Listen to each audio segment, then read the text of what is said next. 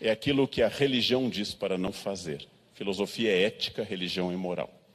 No banheiro da minha escola, no interior do Rio Grande do Sul, havia um cartaz "Deus te vê". Era a maneira das freiras alemãs, mal resolvidas, um pleonasmo imenso, tentarem limitar atividades coletivas ou individuais naquele espaço. Deus te vê. Moral é aquilo que estabelece os 10 mandamentos. Honrar pai e mãe, 4º mandamento católico, 5º do decálogo judaico. Não matar, 5º mandamento católico, 6º na Bíblia judaica. Porque se eu matar ou não honrar pai e mãe, lá em cima haverá um castigo. Por exemplo, imagino um inferno onde se coma coentro diariamente. Obrigado a assistir o horário político por toda a eternidade, comendo coentro. Isso é uma ideia de inferno. Bem, no momento que a moral estabelece regras, estabelece um observador que diz se é certo ou errado. A ética filosófica diz outra coisa. Eu devo saber se é certo ou errado, mesmo que ninguém me veja. Que algo seja errado, mesmo que seja escondido. E que algo é correto, mesmo que ninguém me louve, mesmo que ninguém perceba. Que o certo é certo, independente do observador. Isso é filosofia. Moral, o certo é certo, porque um Deus estabeleceu essa regra. As duas coisas são muito importantes. Moral é anterior à ética e provavelmente sobreviverá mais tempo do que ela. É fundamental para definir a humanidade sua experiência religiosa. Porém, a ética é um exercício de reflexão em que eu tenho que pensar, como pensa Kant, se o meu ato compromete a humanidade. Ou como pensa Sartre, se meu ato é possível de se tornar generalizado. Porque primeiro vem a minha liberdade e a minha consciência. Representado, como diz Sartre, estou condenado à liberdade, aquele anjo e aquele demônio metafóricos que estão nos ombros das pessoas. Todo mundo que aqui viu desenhos do Tom e Jerry ou do Pica-Pau, lembram que há no nosso ombro um anjo e um demônio. Contam-me que um médico está no meio de um dilema moral terrível. Seu anjo lhe adverte, sua consciência boa, não tenha caso com a paciente. E seu demônio estimula, você é maior de idade e ela também, qual o problema? Vá fundo, liberte-se, solte-se. E o anjo insiste, não tenha caso, isso é equivocado. E o demônio insiste, porque se vocês são livres e maiores de idade? O anjo usa o argumento decisivo, mas você é médico veterinário. Então, o caso com a paciente pode envolver questões morais mais amplas. Mas toda vez que eu vejo, gente, existir um anjo e um demônio, é uma metáfora importante para a noção de bem e de mal que nós temos, fruto da cultura, ou, segundo alguns, fruto de um inconsciente coletivo, segundo alguns, fruto de uma herança religiosa, para Descartes, que Deus colocou no cérebro de cada um sentimento de certo e errado. Para historiadores, fruto da cultura.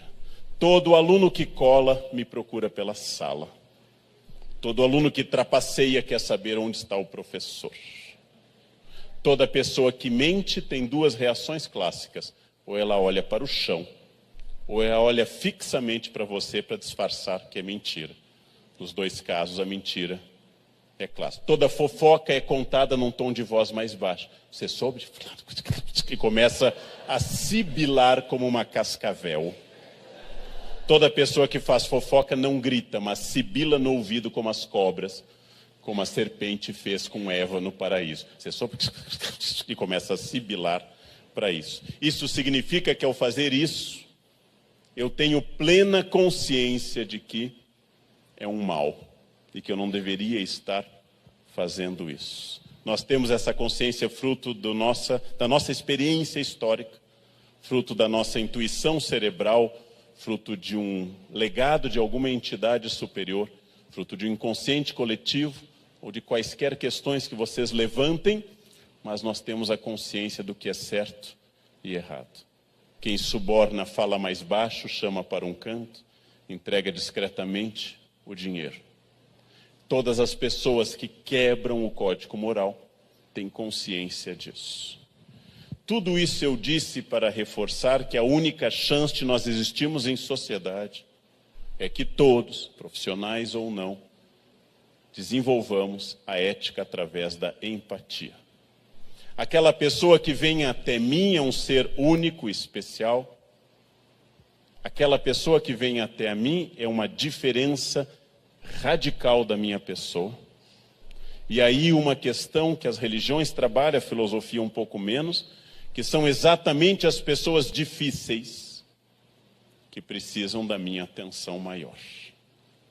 O paciente perfeitamente disciplinado, que chega na hora, e quando você diz abra a boca, ele abre, num ângulo de 90 graus.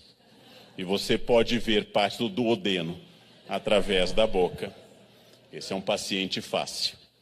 O paciente que mia, que geme, que se atrasa, que reclama, ou que é dotado de alguma halitose fatal. Esse é o paciente que me desafia a exercitar a alteridade. Eu não sou professor.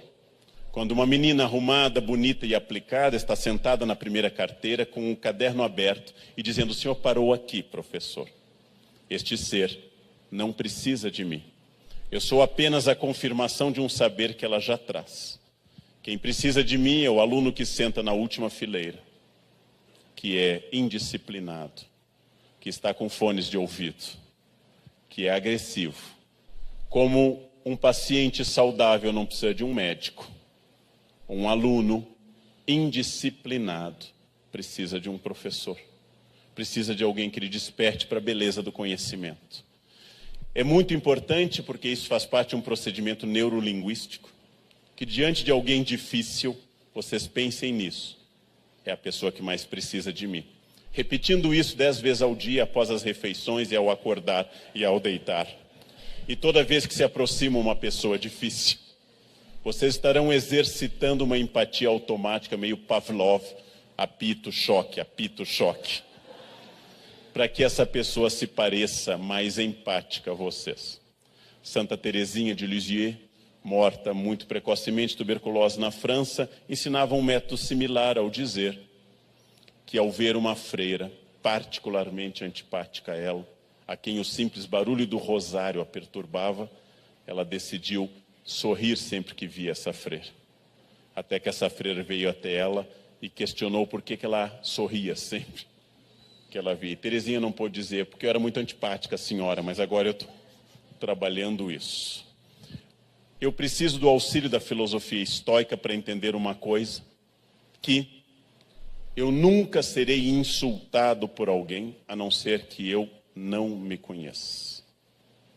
Como diz um velho ditado alemão, veneno só funciona se for bebido. Quando alguém me insulta e torna difícil a empatia, no trânsito, por exemplo, eu preciso necessariamente fazer uma reflexão sobre qual é o limite do meu conhecimento. Em São Paulo, temos apenas 2 insultos básicos, não sei aqui e nas cidades dos senhores. Temos apenas 2 insultos. Ou uma dúvida sobre a atividade profissional da mãe em outras épocas, ou uma dúvida sobre a sua orientação sexual. São basicamente 2 insultos. Ainda não é comum você insultar outra pessoa dizendo assim, você é um senador. Ainda não se alastrou esse insulto, que talvez tenha chance no futuro de substituir os atuais. Examinemos brevemente os 2 insultos. Alguém passa e grita a mim por algum motivo, tendo razão ou não na minha infração de trânsito ou não, que eu sou filho de uma pessoa que exercia uma espécie de leasing corporal mediante remuneração. A palavra exata não posso dizer aos senhores num ambiente família, impostos de Caldas. Não posso dizer isso. Cabe a mim o exame preciso dessa questão. Observando a biografia de minha mãe, seu caráter sisudo, sua incapacidade de sorrir nas fotos, concluo que ela era uma mulher fiel ao marido, porque nunca sorria, estava sempre fechada em si, estava sempre dedicada à família. Nada indica que naquela época de juventude, muito menos hoje, na primeira por virtude e hoje por falta de mercado, ela tem exercido essa função. Logo, minha mãe não foi uma prostituta. Mas pode ser que seja, as prostitutas também têm filhos. Nesse caso, cabe a mim examinar. Sim, sou filho de uma prostituta. Então devo dizer ao que me insulta: você conheceu mamãe? Eu não lembro do seu rosto, mas era tanta gente lá em casa que eu posso ter me perdido em algum momento. No primeiro caso, o insulto é inverídico e, como tal, não deve me ofender. E no segundo caso, é verdadeiro e também não pode me ofender. Ele apenas escreveu: você é um filho dessa pessoa. Examinemos a segunda hipótese filosoficamente. A pessoa insinua que eu tenho uma inclinação homoafetiva. Não há problema nenhum, já que gênero e opção sexual ou orientação sexual não é um insulto, a não ser na cabeça dos preconceituosos. Então, examino.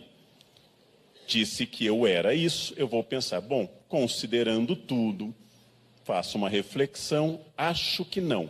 Claro que o futuro ninguém sabe, mas até o momento acho que não, né? Não quero entrar muito nessa reflexão, mas suspeito que não, e não haveria problema que o fosse. Então você está equivocado. Ou você está correto. Sim, eu sou. Nos conhecemos? Desculpe, eu estou sempre olhando para a fronha, não lembro do rosto de todo mundo. E nesse caso, obrigado, também não se trata de uma ofensa. A pessoa me reconheceu por algum detalhe no trânsito que eu não sabia. Eu só me ofendo se eu não me conhecer. Diz o imperador Marco Aurélio, morto em 180, um grande estoico, que escreveu em grego as famosas Meditações, diz no capítulo 2 das suas Meditações, o 1 é um agradecimento, que hoje eu vou sair de casa e vou encontrar um avarento, uma pessoa irritada, uma pessoa soberba e uma pessoa agressiva. Ele dá uma lista e elas vão me lançar a seguinte questão, fundamental para trabalhar com o público. A sua paz pertence a você ou a mim? Quando uma pessoa irritada me ataca, ela está me lançando o seguinte desafio: a quem pertence a sua paz? Quando eu me irrito, eu estou dizendo à pessoa: pertencia a você, e você decidiu que eu a perdesse. Se ela pertencer a mim, ninguém me tira. Ela é minha, ela é permanentemente minha. Um aluno na Unicamp uma vez bateu a porta e gritou: careca. Eu disse: que bom que você vê. Como eu posso responder a esse insulto? Não, eu não sou. Há vantagens e desvantagens. Minha necessaire é menor do que a média.